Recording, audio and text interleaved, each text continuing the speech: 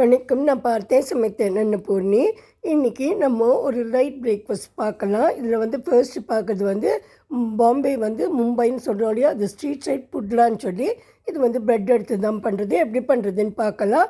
முதல்ல கடலை மாவு எடுத்துக்கணும். இந்த கடலை மாவில் நம்ம மசாலா எல்லாம் போட்டுக்கணும். புட்லா அப்படின்னாக்கா பேன் கேக்குன்னு அர்த்தம். அதான் சேவரி பேன் கேக், உப்பு காரமாக இருக்கிறது. இதில் என்னெல்லாம் போட்டுக்கணுன்னாக்கா மஞ்சள் பொடி, மிளகாய் பொடி, தனியா பொடி, ஜீரகப்பொடி, அப்புறம் கொஞ்சம் ஓமம், அப்புறம் கொஞ்சம் சோம்பு, இதெல்லாம் போட்டு கொஞ்சம் உப்பு போட்டு, அப்புறம் நம்ம இந்த பெருங்காயம் கொஞ்சம் போட்டுக்கணும். அதுக்கப்புறம் சாட் மசாலாவும் போட்டுக்கணும். சாட் மசாலா பவுடர் போட்டதுனால நம்ம பார்த்து உப்பை போட்டுக்கணும். அதுக்கப்புறம் உங்களுக்கு வேணும்னா நீங்கள் எலுமிச்சம்பழம் புழிஞ்சிக்கலாம். இதில் தண்ணியை விட்டுட்டு நல்லா பஜ்ஜி மாவு, தோசை மாவு கரைக்கிற மாதிரி கரைச்சிக்கணும். அதுக்கப்புறம் நம்ம ப்ரெட்டை எடுத்து வச்சுக்கலாம். இதுக்கு முன்னாடி நம்ம என்ன பண்ணணும்னா, இதுக்கு உள்ளே வைக்கிற ஒரு ஸ்டஃபிங் பண்ணணும். அந்த ஸ்டஃபிங் உருளைக்கிழங்குலையே நம்ம பண்ணிக்கலாம். இந்த மாதிரி கன்சிஸ்டன்சியில் நம்ம இதை கரைச்சி வச்சுக்கணும். அதுக்கப்புறமா அந்த ஸ்டஃபிங் எப்படி பண்ணுறதுன்னா, உருளைக்கிழங்கை வேக வச்சுட்டு அதில் தக்காளி, கேப்சிகம், என்னெல்லாம் வெஜிடபிள் வேணுமோ அதெல்லாம் போட்டுட்டு நம்ம அதுலேயும் உப்பு, மிளகாய் பொடி, தனியா பொடி, ஜீரகப்பொடி, அப்புறம் சாட் மசாலா, அப்புறம் எண்ணெய், கொஞ்சம் பச்சை மிளகாய், கொத்தமல்லி என்னெல்லாம் இருக்கோ அதெல்லாம் போட்டுட்டு கொஞ்சம் கறி வதக்கிற மாதிரி லேசாக வதக்கி எடுத்து வச்சுக்கணும். இப்போ நம்ம என்ன பண்ணணுன்னா, அதை ஒரு பக்கத்தில் ஒரு ப்ரெட்டை எடுத்துகிட்டு ரெண்டு பக்கமும் நல்லா இந்த கடலை மாவு இருக்கு இல்லையா, அதை நல்லா பெரட்டிட்டு நல்லா தடவிட்டு தவாவில் வச்சு வேக வச்சுக்கணும். அது ஒரு பக்கம் வெந்ததுக்கப்புறம் கொஞ்சமாக அடுத்த பக்கத்தையும் நம்ம வெந்தி எடுத்துக்கணும். இது மாதிரி 2 ப்ரெட் ஸ்லைஸையும் நம்ம வெந்தி எடுத்துன்றதுக்கப்புறம் ஒரு ப்ரெட் ஸ்லைஸை மறுபடியும் ஸ்டவ் மேலே வச்சுட்டு தவாக்குள்ளே வச்சுட்டு இந்த ஸ்டஃபிங்கையும் வச்சு உங்களுக்கு எதாவது வெஜிடபிள் வேணும்னா அதையும் வச்சுட்டு நீங்கள் 2 பக்கமும் நல்லா முறைன்னு எடுக்கணும். அதுக்கப்புறம் 2 பக்கமும் கொஞ்சம் வெண்ணெயை போட்டுக்கணும். அப்புறம் கட் பண்ணி நம்ம சர்வ் பண்ண வேண்டியது தான். அந்த சர்வ் பண்ணும்போது கொஞ்சம் அவள் வெங்காயமும் அப்புறம் இந்த சட்னியோடு சர்வ் பண்ணுவோம். அதே மாதிரி நானும் சர்வ் பண்ணியிருக்கேன். ரொம்ப டேஸ்டியாக இருக்கும். அடுத்ததான் நான் பண்ணியிருந்தது தேசி பர்கர்னு, அதாவது நம்ம மற்ற எந்த இதுவும் போடாமல் நம்ம ஆற்றுலேயே வீட்டிலையே பண்ணுறது. சட்னியெல்லாம் வச்சு உருளைக்கிழங்கு நல்லா வேக வச்சுக்கணும்.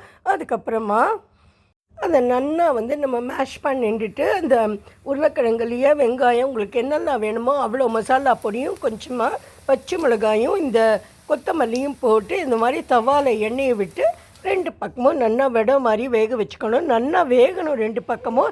இதுக்கு முன்னாடி இதை அடுப்பில் போட்டு கறி மாதிரி பண்ணணுங்கிற அவசியம் இல்லை. இதுலேயே நல்லா வேக வச்சுட்டா போகிறோம். அதுக்கப்புறம் நம்ம பர்கரை எடுத்துகிட்டு, நான் மைதா இல்லாமல் நோ மைதா பர்கர்னு வாங்கியிருக்கேன். அப்புறம் அதை எடுத்துகிட்டு நம்ம அதில் முதல்ல மயோனிஸ் தடவணும். அதுக்கப்புறம் நான் வீட்டிலே பண்ணின மயோனிஸ் தான். அதுக்கப்புறம் நான் டொமேட்டோ சட்னி அதையும் பண்ணியிருக்கேன். அதையும் கொஞ்சம் போட்டுட்டேன். உங்களுக்கு நீங்கள் வேணும் அப்படின்னா என்ன சாஸ் வேணால் போட்டுக்கலாம். ஆனால் இதை தேசி பர்கர்னு அப்படின்னு சொன்னதுனால நான் வீட்டில் பண்ண சாஸ் தான் போட்டுட்டேன். இப்போ நம்மளோட எல்லா நம்ம வைக்க வேண்டியது எல்லாமே ரெடி ஆகிடுது. நம்ம எல்லாத்தையும் ஒவ்வொன்றா அசம்பிள் பண்ண வேண்டியது தான். இந்த ஸ்லைஸாக இதை கட் பண்ணிக்கலாம். இந்த பர்கரை 2ஆக கட் பண்ணிட்டு இதில் எல்லாத்தையும் ஒவ்வொன்றா போடணும். நம்ம முதல்ல மயோனிஸ் போட்டு இதில் கொஞ்சம் சில்லி ஃப்ளேக்ஸ் போட்டுக்கலாம். அதுக்கப்புறம் அது மேலே இந்த பேட்டிஸை வச்சுக்கலாம். அப்புறமா வெஜிடபிள்ஸ்லாம் போட்டுக்கலாம். நம்ம நம்மளோட க்ரீன் சட்னியும் அந்த ஸ்வீட் அண்ட் சோர் சட்னி இருக்கு இல்லையா, அதையும் போட்டுட்டு அப்புறமா இந்த லீஃப் இருக்குல்ல, லெட்யூஸ், அதையும் வச்சுட்டு லீஃபுக்கு மேலே கொஞ்சம் பெப்பர் பவுடரும் உப்பும் போட்டுட்டு ஹிமாலயன் சால்ட் போட்டுட்டா நல்லாயிருக்கும். எல்லாத்தையும் இன்னொரு பீஸையும் அந்த பீஸ்லேயும் நம்ம மயோனீஸும் கொஞ்சம் சில்லி ஃப்ளேக்ஸும் தடவணும். வேணா பெப்பர் பவுடரும் நீங்கள் போட்டுக்கலாம். இதை ரெண்டுத்தையும் ஒன்றாக்கிட்டு 2 பக்கமும் பட்டரை விட்டுட்டு லேசாக சூடு பண்ணி எடுக்க வேண்டியது தான். இதுவும் நல்லா கருகாமல் நல்ல கிறிஸ்பியாக இருக்கணும். அட் த சேம் டைம் மேலெல்லாம் கொஞ்சம் வெண்ணெய் போட்டுட்டால் தான் அது சாஃப்டாக கிடைக்கும். உங்களுக்கு வேணும்னா நீங்கள் அதிக எண்ணெய் போட்டுக்கலாம். ஆனால் நான் போடலை. இந்த இட்டாலியன் ஹர்ப்ஸு எது வேணாலும் நீங்கள் யூஸ் பண்ணிக்கலாம். ஆனால் நான் அதை எதுவுமே போடலை. இந்த ஓமம் மாத்திரம் கொஞ்சம் லேசாக மேலே தூவிண்டே, அவ்வளோதான். இது ரொம்ப டேஸ்டியாக இருக்கும். குழந்தைகளுக்கு ரொம்ப பிடிக்கும். நான் மேலே கொஞ்சம் சீஸும் போட்டுருக்கேன். அந்த சீஸ் ஸ்லைஸஸை நான் கட் பண்ணி இது மாதிரி போட்டுட்டேன். இந்த எல்லாத்தையுமே போட்டுண்டாச்சு. இப்போ நம்ம அசம்பிளும் பண்ணி அதை 2 பக்கமும் டோஸ்ட்டும் பண்ணி எடுத்தாச்சு. நம்மளுக்கு இப்போ டேஸ்டியான பர்கர், தேசி பர்கர் கிடச்சிது. இது வந்து ரொம்ப டேஸ்டியாக இருக்கிறதோட உடம்புக்கும் ரொம்ப நல்லது. எல்லாமே நம்ம வீட்டில் பண்ணினது தான் பண்ணியிருக்கோம். இதை வந்து ஒரு ஸ்டுவர்ட் குச்சியை வச்சு நடுவில் 2 பொருத்திட்டு நம்ம வந்து குழந்தைகளுக்கு கொடுக்க வேண்டியது தான். சரி, இப்போ வந்து என்கிட்ட ப்ரெட்டே இல்லை, அப்போ நான் என்ன பண்ணுறது அப்படின்னு உங்களுக்கு தோணித்துன்னா ஒன்றுமே கவலைப்பட வேண்டாம். ப்ரெட் இல்லாமல் நீங்கள் டேஸ்டியான சாண்ட்விச் பண்ணலாம். சாண்ட்விச்சோ ஸ்டஃப்டு தோசையோ எது வேணால் நீங்கள் சொல்லிக்கலாம். இதுக்கு என்ன வேணும்னா, நம்ம எப்போதும் எல்லார் வீட்லேயும் இருக்கிற ரவையும் அவிலும் தான் வேணும். 2 ஸ்பூன் வந்து ரவை எடுத்துட்டேன்னா, நான் வந்து வறுத்த ரவை எடுத்துட்டுருக்கேன். வறுக்காத ரவையும் எடுத்துக்கலாம், ஒன்றும் தப்பு இல்லை. 1 ஸ்பூன் வந்து அவில், கெட்டி அவிலோ இல்லை மெல்லிஸ் அவிலோ எது வேணாலும் எடுத்துக்கலாம். அதில் 1 கப்பு தயிரும் விட்டுட்டு கொஞ்சம் தண்ணியும் விட்டு உப்பையும் போட்டு நல்லா கலந்து வச்சிடணும் கொஞ்சம் நேரம். அப்புறம் ஸ்டஃபிங் வந்து உருளைக்கிழங்கு ஸ்டஃபிங் தான். வேக வச்ச உருளைக்கிழங்குல உங்களுக்கு என்னெல்லாம் வெஜிடபிள் வேணுமோ அதெல்லாம் போட்டுக்கோங்க. என்னெல்லாம் உங்களுக்கு வந்து பொடி வேணுமோ அதெல்லாம் உப்பு காரம் எல்லாம் போட்டுன்ட்டு கொஞ்சம் மயோனிஸும் போட்டுன்ட்டு நல்லா இதை இலக்கி வச்சுக்கோங்க. நீங்கள் வேணும்னா இதை வந்து கொஞ்சம் எண்ணெயை விட்டு வதக்கி எடுத்துக்கலாம். அப்படி எடுத்துட்டாலும் நல்லாயிருக்கும். கொஞ்சம் லேசாக வதக்கி நம்ம எடுத்து வச்சுக்கலாம். நான் கொஞ்சம் டொமேட்டோ சாஸும் இது கூட ஆட் பண்ணிட்டேன். வதக்கி எடுத்ததுக்கப்புறம் எடுத்ததுக்கப்புறமா தான் நான் வந்து மயோனிஸும் போட்டுட்டேன். அப்புறமா இதில் வந்து இந்த லெட்யூஸையும் எடுத்துட்டுருக்கேன். இதெல்லாம் பண்ணுறதுக்குள்ள நம்ம மாவு வந்து நல்லா ஊறியிருக்கு.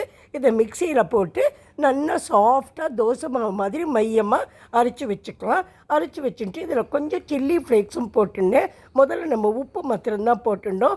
அப்புறம் கடாயோ கிரில் பேனோ உங்களுக்கு எது சௌகரியமோ அதை வச்சுட்டு கொஞ்சம் எண்ணெயோ நெய்யோ பட்டரோ விட்டு க்ரீஸ் பண்ணிட்டு அதுக்கப்புறம் இந்த மாவை வந்து இந்த மாதிரி ஸ்கொயர் ஷேப்பில் விட்டுக்கோங்க. விட்டுட்டு ஸ்கொயர் ஷேப் அல்லைன்னா ரவுண்டு ஷேப்பில் உங்களுக்கு தோசை மாதிரியே நீங்கள் விட்டுக்கலாம். அதுக்கப்புறமா அது ஒரு பக்கம் வேந்ததுக்கப்புறம் இந்த நம்ம வச்சுருக்க ஸ்டஃபிங்கை போட்டுட்டு நம்மளோட சாஸ் எல்லாம் போட்டுட்டு இன்னும் வேணும்னா நீங்கள் போட்டுக்கலாம். அதுக்கப்புறம் இந்த லெட்யூஸ் நான் எடுத்து வச்சுட்டுருக்கேன் இல்லையா, அதையும் நான் வச்சுட்டேன் நடுவில். இதில் கொஞ்சம் பெப்பர் பவுடரும் சால்ட்டும் போட்டுட்டேன். ஒரு 2 மினிட்ஸ் ஆனதுக்கப்புறம் அடுத்த லேயர் மாவு, இந்த நம்ம கரைச்சி வச்ச மாவு அதில் ஊற்றிக்கலாம். ஊற்றினிட்டு ஒரு பக்கம் நல்லா வெந்ததுக்கப்புறம் கொஞ்சம் முள்ளமாக நம்ம ரவா தோசைலாம் திருப்பி போடுற மாதிரி அடுத்த பக்கமும் திருப்பி போட்டு இந்த மாவு நல்லா வேகிற வரைக்கும் நம்ம வச்சுக்கணும். மாவாக எடுத்துடக்கூடாது. அப்புறம் லேசாக நம்ம திருப்பி போட்டுன்ட்டு அப்புறமா எடுத்துடலாம். இது வந்து ஈஸியாகவே வந்துடும். உங்களுக்கு வேணும்னா நீங்கள் சீஸ் வச்சுக்கலாம், அதெல்லாம் உங்கள் விருப்பம்தான். அதுக்கப்புறம் இதை கட் பண்ணி நம்ம கொடுக்க வேண்டியது தான். நான் சர்வ் பண்ணியிருக்கிறது வந்து க்ரீன் சட்னியும் அந்த ஸ்வீட் அண்ட் சோர் சட்னியோடு சேர்ந்து பண்ணியிருக்கேன். இதை பார்த்தேன்னா தெரியும், கட் பண்ணி வச்சுருக்கேன். எவ்வளோ அழகாக உள்ள ஸ்டஃபிங்லாம் தெரியறதுன்னு. இதுவும் ரொம்ப டேஸ்டியான ஐட்டம் தான். உங்களுக்காக நான் வந்து ரொம்ப யோசித்து இந்த 3 லஞ்ச் பாக்ஸ் ஐட்டம் குழந்தைகளுக்காக பண்ணி காமிச்சிருக்கேன். நீங்கள் உங்களுக்கெல்லாம் பிடிச்சிருக்கும், உடம்புக்கும் நல்லது தான். ஒரு நாள் சாப்பிடலாம். லஞ்ச் பாக்ஸையும் வச்சு கொடுக்கலாம். சாட்டர்டே சண்டே ஏர்லி பிரேக்ஃபாஸ்ட்டாகவும் நீங்கள் எடுத்துக்கலாம். நீங்கள் ட்ரை பண்ணி பாருங்க. வீடியோ பிடிச்சிருந்ததுன்னா கண்டிப்பாக லைக் பண்ணி சப்ஸ்கிரைப் பண்ணுங்க, ஷேரும் பண்ணுங்க உங்கள் ஃப்ரெண்ட்ஸுக்கு. Thank you friends. Have a great day. Thank you.